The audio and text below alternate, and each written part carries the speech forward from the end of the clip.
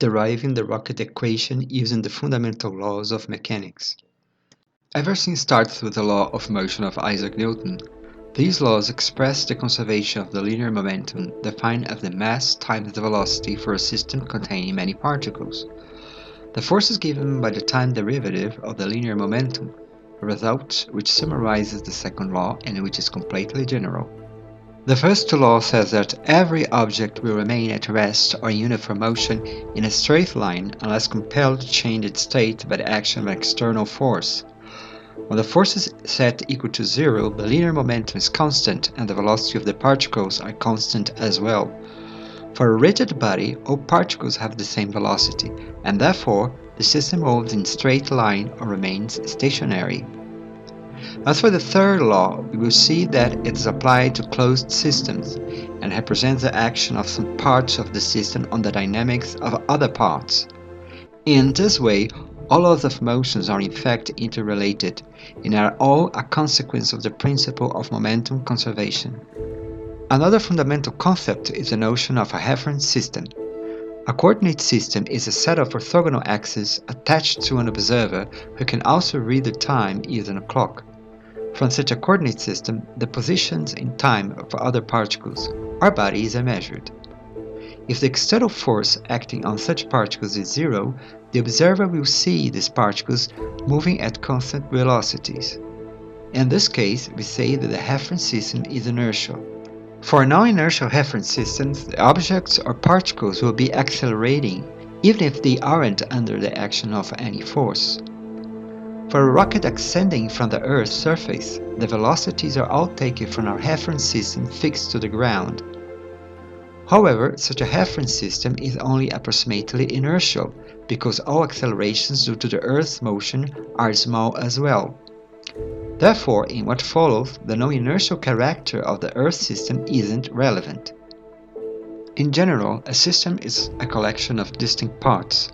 A main body is like a big particle which behaves as a single block of matter, because it's rigid. Other components may be so small that they should be treated as real particles. In any way, the system total mass is the sum of all masses of its members. The main body, if there is one, will move at velocity v, while other particles will have their specific velocity contributions. The system total momentum can be divided as the sum of a single term for the rigid main body and of the remaining particle momenta. When applying these concepts to the rocket, the main body, or dry mass, represents the rocket body which ascends and which is made of other parts that are not separated during motion. While often forgotten, the simplification implies that internal forces in the main body keep the particles together so that they all share the same velocity vt. After ignition of the rocket engine, part of the rocket mass is expelled, forming the wet mass, which is entirely consumed to generate motion. Let us then apply the law of momentum conservation to the rocket. We represent the rocket as a main body and a collection of fuel units or blocks that are ejected or exhausted by the rocket engine. At time t0, 3 units of fuel are entirely bound to the rocket body, which moves with velocity v0 as seen from our reference system. The total initial momentum is the rocket mass m plus the small delta m fuel element times the initial velocity v0. During the time interval dt, a small amount of mass is ejected from the rocket main body. At time t, the system total momentum is simply the sum of the main body part m times v0 plus delta v plus delta m times v0 plus small delta v. The complete rocket motion is described in time as a sequence of small steps. The motion is called differential because the transition between t0 and t0 plus delta t is very small. As declared by the second law, the momentum change is equal to the applied force times the time interval. But the momentum change is given by the difference between the momentum at time t and the one at time t0. If we substitute the previous expression for the system total momenta into the second law, we get the expression in the gray square, which can be simplified to m delta v plus delta m small delta v equal to f delta t.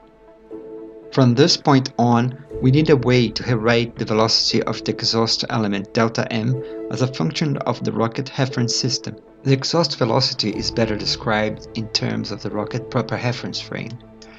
As a performance parameter, the proper exhaust velocity is easily measured during the rocket engine test.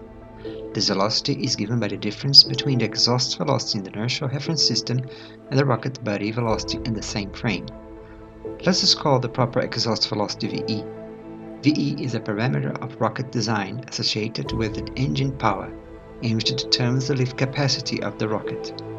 We then substitute the new relation for VE into the previous momentum balance expression. If we expand the products, some terms will cancel out, and the remaining term, small delta m big delta v, can be dropped because it is of second order in the limit of very short time intervals. The final expression now contains all original rocket parameters and exhaust velocity. We then divide the expression by big delta t and take the limit of time intervals going to 0. The final equation, which can be called simple rocket differential equation, describes the acceleration of the main body as a function of the exhaust velocity times the mdt. The time derivative of the mass is one of the most important design parameters for a rocket, and it's linked to the flow of ejected mass responsible for the rocket acceleration. For this reason, the mdt is called mass flow. Now let us analyze each term of the differential rocket equation. First we see that we can divide the final expression by m, the instantaneous rocket mass, and get an equation for the rocket acceleration. For the vertical launch, the external force is a gravity attraction and is represented by the gravity acceleration. The rocket acceleration is dependent on two terms: the gravity acceleration proportional to the rocket weight, and a second term as a product of VE and the time derivative of the natural logarithm of the mass content at the time t. The mass flow is a negative term. As the rocket burns fuel, its mass content decreases. So we have a negative term multiplying a velocity with a negative sign. The term, therefore, produces a positive acceleration. The rocket thrust F is given by the instantaneous mass m times VE times the derivative of the logarithm of the mass as a function of time. The thrust is measured in newtons and has the effect of a force as the reaction of the rocket main body to the mass exhaust process as described by Newton's third law. The final equation for the rocket acceleration can be integrated easily to provide the velocity as a function of the mass at given time t. In this integration, because for the initial time the rocket velocity is 0, we can write the integration constant c as the product of VE and the logarithm of the initial mass. The rocket velocity at time t is simply minus gt plus VE times the logarithm of the ratio m0 and mt. The last term is positive because the initial mass will always be larger than the rocket mass at any other time. We can define a quantity called specific impulse as a ratio of VE and the gravity acceleration measured on the surface of the Earth, g0. Using this definition for a rocket in the initial phase of burning, the velocity can be approximated as the expression in the red square. In this equation, we see that ISP has units of time. Therefore, the larger its value, the faster the rocket takes off. The specific impulse is one of the most important rocket parameters, and it is a function of the type of fuel and other design aspects of the rocket engine.